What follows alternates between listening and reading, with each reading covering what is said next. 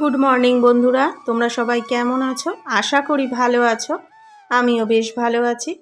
আবারও একটা নতুন ব্লগে তোমাদের সকলকে জানাই অনেক অনেক স্বাগত। যে যেখান থেকে আমার এই ব্লগটা দেখছো সবাইকে জানাই অসংখ্য ধন্যবাদ। সকাল সকাল আজকে ব্লগটা শুরু করেছি। রাই যথারীতি স্কুলে বেরিয়ে গেছে, আর তারপরে দেখো চুলটা রাত্রেবেলা একটুখানি বেঁধেছিলাম, তো সেটাই খুলে দেখো ওই একটা ক্ল্যাচার দিয়ে দিলাম। আর এদিকে তো ঠান্ডা তো বেশ পড়েছে, তার জন্য মুখটা সকালবেলা ধোয়ার পরে না মুখটা বেশ টানতে থাকে, খুব ড্রাই লাগে। তো তার জন্য দেখো মুখে একটুখানি ময়শ্চার লাগিয়ে নিচ্ছি, তারপরে তো শুরু হবে সংসারের কাজ। আর এদিকে বরমশাই এখনও ঢোকেনি বলে বাসি বিছানাটা পড়ে রয়েছে, দেখতেও ভালো লাগে না, তার জন্য বিছানাটাও দেখো গুছিয়ে নিলাম। যদিও কিন্তু বিছানাটা আবারও আমাকে গুছাতে হবে, কারণ বরমশাই এসে বিছানাতেই কিন্তু চা খায়। এখন যেহেতু ঠান্ডা ঠান্ডা ওয়েদার, তো ওই বিছানাটাই হচ্ছে চা খাওয়ার একদম পারফেক্ট জায়গা। আর টেবিলে বসে অন্যান্য খাবার দাবার খাওয়া হয়। আর ওই দেখো ক্যামেরাটা অন খেয়াল করেনি, হঠাৎ করে এসেই কিন্তু বসে পড়েছিল। তা যেই বললাম যে বিছানাটাও ঝাড়া হয়নি আর ক্যামেরাটাও অন রয়েছে, তার জন্য কিন্তু একটুখানি উঠে গেল। তারপরে আবারও ডাকলাম। আর এদিকে দেখো সকালবেলাটা খুব সকালে রাইকে করে দিয়েছিলাম, আমাদের জন্য আর করা হয়নি, কারণ সকালবেলা অনেকটা তাড়া থাকে। আর বেশি পরিমাণে যে কোনো জিনিস করতে গেলে না একটু কাটাকাটির সময়টাও লাগে। যদিও রাত্রেবেলা কোনো কিছু কাটাকাটি আমি করি না, তবে করে রাখলে ভালো হয়। শীতের দিনে কাজ যতটা গুছিয়ে রাখা যায় ততটাই কিন্তু তাড়াতাড়ি হয়ে যায়। তো রাইকে তো করে দিয়েছি, আর এখন আমাদের জন্য করছি উচ্ছের রস। এই দেখো এটা কিন্তু আমাদের মাঝে মধ্যেই খাওয়া হয়। তো এটা খাওয়াও ভালো, কিন্তু খেতে তো একদমই ভালো না। যে জিনিসটা খেতে ভালো না সেটা কিন্তু শরীরের পক্ষে বেশি উপকার, আর যে জিনিসটা মুখের স্বাদে আমরা খাই সেই জিনিসটা কিন্তু শরীরে বেশি ক্ষতি করে। তো প্রত্যেককে কিন্তু আমি কিন্তু এরকমভাবে রেডি করে দিই, আর শেষমেশ কিন্তু আমার খাওয়াটাই সমস্যা হয়ে যায়, কষ্টদায়ক বলতে পারো।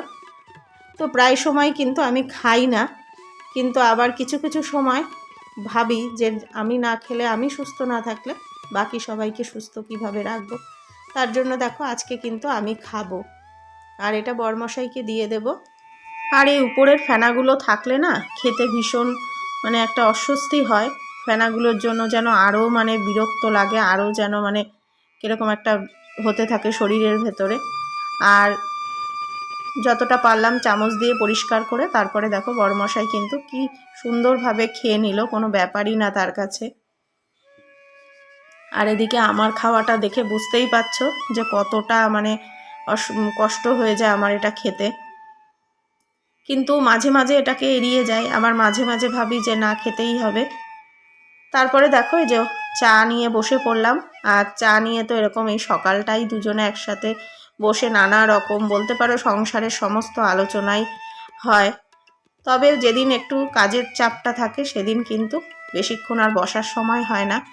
আজকে যেমন কাজের চাপটা রয়েছে, আর শীতকাল বুঝতেই পারছো, বেলা দেখতে দেখতেই কিন্তু হয়ে যায়। তার জন্য যতটা তাড়াতাড়ি পারি কাজগুলো কিন্তু সুন্দরভাবে করে নেওয়ার চেষ্টা করি। তো শীতকালে কিন্তু খুব সুন্দর করে একটুখানি বুদ্ধি করে যদি আমরা কাজ করি তাহলে কিন্তু কাজগুলো তাড়াতাড়ি হয়ে যায়, আর বেলাটাও কিন্তু বেশি হয় না। আর এদিকে দেখো সকালবেলা আজকে টিফিনে করছি হচ্ছে পরোটা। আজকে একটু বাটার দিয়েই শাক সেঁকে নিচ্ছি। পরোটা বলতে পারো হালকা করেই বাটার লাগিয়ে একটু রুটিগুলো ভেজে নিচ্ছি। আর আমাদের না ঘরে ত্রিকোণ পরোটা সেরকম একটা কেউ ভালো খাই না আমরা, মনে হয় যেন ভেতরটা কাঁচা কাঁচা রয়েছে, যেহেতু দুটো করে ফোল্ড পড়ে। তো ওই জন্য এরকম রুটির মতো করেই এটাকে ভেজে দিলে যেন সবাই এটাই যেন ভালো খাই। সব দিকটা একদম সুন্দরভাবে ভাজাও হয় আর খেতেও ভালো লাগে। তো যে যেটা পছন্দ করে সেইভাবেই করে দেওয়ার চেষ্টা করি। আর আজকে রাইকেও কিন্তু টিফিনে এই একই টিফিন দিয়েছি। তো শীতকাল বুঝতেই পারছো, বেলাটা তো দেখতে দেখতেই হয়ে যায়। তার জন্য এইভাবেই কিন্তু কাজগুলো আমাকে সারতে হয়, তাহলে খুব তাড়াতাড়ি কাজগুলো আমি করে ফেলতে পারি। সকালবেলা এই যে এরকম একটা তরকারি করে নিয়েছি, যেটা কিন্তু রাই অল্প করে ভাত দিয়েও খেয়ে গেছে, আর টিফিনেও কিন্তু একটা পরোটার সাথে তরকারিটা দিয়ে দিয়েছি। আর দেখো বরমশাইও সকালেও এটাই খাবে আর টিফিনেও এটাই দিয়ে দেবো। তো এইভাবে একটা তরকারি করে নিলে কিন্তু, আর এরকম তরকারি হলে ভাত রুটি সব কিছুর সাথেই কিন্তু বেশ ভালো লাগে। আর বারবার কিন্তু আমার ওই টিফিন করার ঝামেলাটাও থাকে না। আর এই তরকারিটা করেছি হচ্ছে বাঁধাকপি, কড়াইশুঁটি, আলু, টমেটো দিয়ে দেখো একটুখানি ঝোলঝোলই করেছি। এই তরকারিটা খেতে কিন্তু সব কিছুর সাথেই খুব ভালো লাগে। আর একটু ধনেপাতা কুচিও দিয়েছি।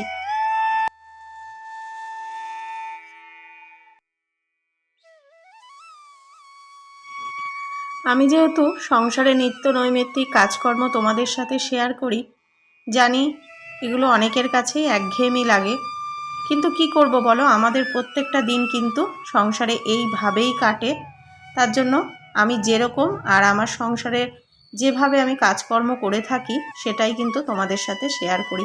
কোনো কিছু আলাদা করে করার মতো সময় কিন্তু সেরকমভাবে বের করা হয়ে ওঠে না।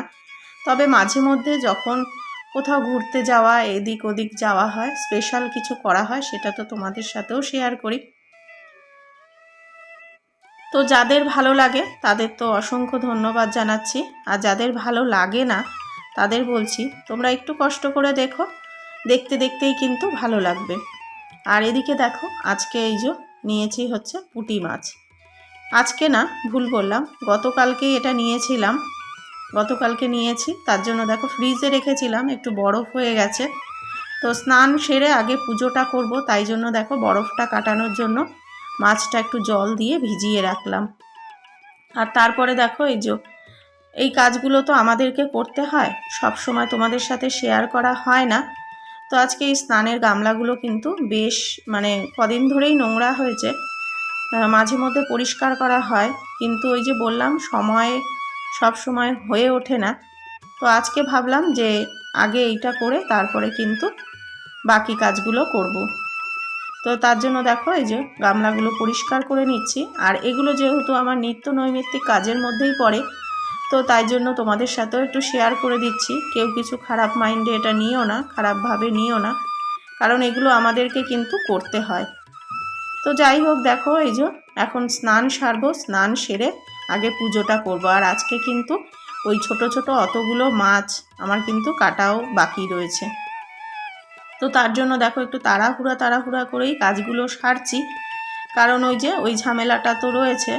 তবে বলবো যে খুব তাড়াতাড়ি কিন্তু কাজগুলো আমার হয়ে গেছিলো, একটুখানি বুদ্ধি করে কাজ করেছি। ওই যে সকালবেলা একটা তরকারি করেছি এরকমই, যে সবাইকে ওই টিফিন খাওয়া থেকে শুরু করে টিফিন দেয়া থেকে ওই একটা তরকারি দিয়েই কিন্তু দিয়ে দিয়েছি। আর তরকারিটাও কিন্তু বেশ ভালো হয়েছিল, আমি একটু টেস্ট করেছিলাম, আর বাটার দিয়ে পরোটার সাথে খুবই ভালো লাগছিল খেতে। যাই হোক, দেখো এখন স্নানটা সেরে নিই। আর দেখো গামলাটা কত পরিষ্কার হয়ে গেছে। তো আমি এরকম স্নানের গামলায় না কোনো রকম পাউডার কি কোনো রকম লিকুইড সেরকমভাবে ব্যবহার করি না।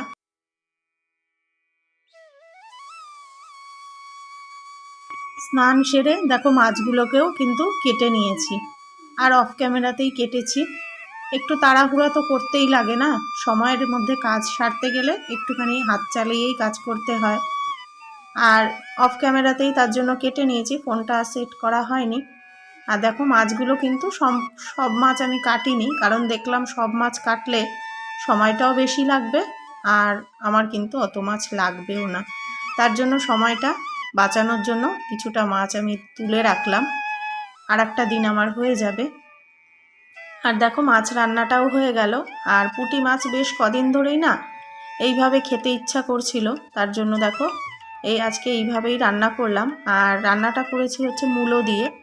তোমরা কে কে মূলো দিয়ে পুঁটি মাছ এরকমভাবে খাও কমেন্টে জানিও। আর খেতে কিন্তু খুব ভালো হয়েছিল।